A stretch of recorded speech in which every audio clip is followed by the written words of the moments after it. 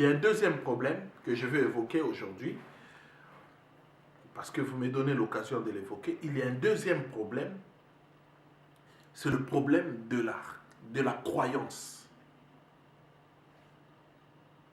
Le problème de la croyance est un véritable poison dans la société congolaise. Vous savez ce qu'on appelle l'excès. L'excès. Donc, on dépasse les bornes, dans un autre sens. On dépasse les bornes. Le problème de la croyance.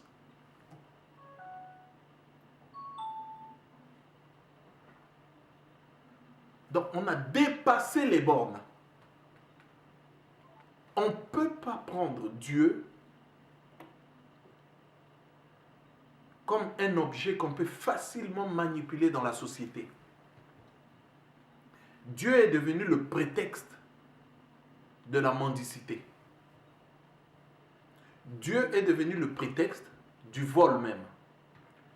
Dieu est devenu le prétexte. Dieu est devenu la cause du fainéantisme. Les gens ne veulent pas travailler. Ils sont dans la misère sous prétexte que Dieu va donner. On parle à beaucoup des gens. Vous savez, il y a trop de difficultés au Congo. Les gens vivent mal. Les gens au Congo ont besoin d'une meilleure vie aujourd'hui. Mais ils vivent très mal. Et ils espèrent aux gens qui sont en Europe. Parce que si vous remarquez que la fortune de la diaspora congolaise est plus, je vous dis bien, est plus que la fortune que le gouvernement en République démocratique du Congo met à la disposition du peuple congolais. Est-ce que vous trouvez ça normal? C'est pas normal. La diaspora envoie beaucoup plus d'argent que l'État congolais met pour la population. Plus d'objets que l'État congolais met à la disposition de la population. C'est pas normal. Alors, qu'est-ce qu'il faut faire face à cette situation? Il faut quand même trouver des alternatives, il faut quand même trouver des issues qui vont nous permettre de sortir des issues qui peuvent nous permettre de sortir de cette façon de faire. Il faut que le gouvernement mette à la disposition de la population tout le nécessaire, parce que le pays étant riche, la richesse du pays appartient à la population. Alors donc, vous appelez au Congo, vous dites aux Congolais, vous savez que vous êtes dans la misère? Dieu va faire. Les gens ne mangent pas au Congo? Dieu va faire. Les filles sont violées dans les rues? Dieu va faire. Les enfants de 11 ans enceintes? Dieu va faire. On prend en otage une partie de la population? Dieu va faire. On tue les gens la nuit? Dieu va faire. Nous-mêmes qui parlons, on est interdit d'aller à Kinshasa même. Dieu va faire. Donc, on reste tranquille. Dieu va faire, on ne fait rien. C'est ça ce qui tue la population. C'est ça ce qui tue la société congolaise. L'excès du spirituel. Pourquoi Dieu va faire? Puisque Dieu, on nous le dit bien, Dieu a tout fait. Il a fait, donc nous devons nous contenter de ce que Dieu a fait. Mais Dieu va faire quoi? Dieu va faire. Non, ce n'est pas de cette façon que nous pouvons voir. Ce n'est pas de cette façon que nous pouvons ouvrir les yeux.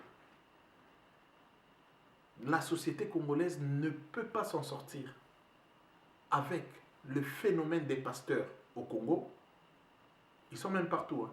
10 églises sur une petite avenue. Une avenue de 10 maisons, vous voyez, une avenue de 10 maisons, 10 églises, 10 pasteurs. Quelqu'un m'a écrit sur Facebook, même au Vietnam, on envoie 10 Congolais au Vietnam, il y aura 10 pasteurs et 0 fidèles.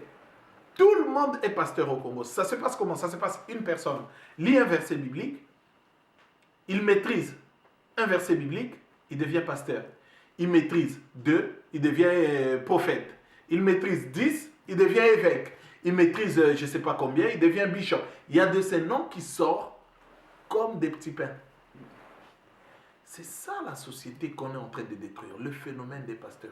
Il y a une deuxième cause de la destruction de notre société, c'est les musiciens et la musique. Vous n'avez qu'à voir la musique congolaise. Hein? Vous n'avez qu'à voir la musique congolaise. Je prends la musique congolaise, je l'emmène chez quelqu'un, il voit la musique congolaise, il me dira que je ne comprends rien. Mais pourquoi ils dansent comme ça? Mais pourquoi ils sont tout nus? Mais pourquoi ils s'exhibent? Mais pourquoi? On prend la musique française, on voit qu'ils parlent jamais de Sarkozy, jamais de François Hollande, jamais de qui que ce soit. Mais on prend la musique congolaise, on vous danse nu, on vous parle des politiciens, on vous chante des gens, on ne comprend rien. Qu'est-ce que la musique véhicule comme message? Rien. Donc, en bref, pour conclure, parce qu'on n'a pas le temps, il faut mettre fin à tout ça. Voilà, c'est tout. Il faut arrêter le phénomène des pasteurs, il faut arrêter la musique et changer de mode de musique. Voilà.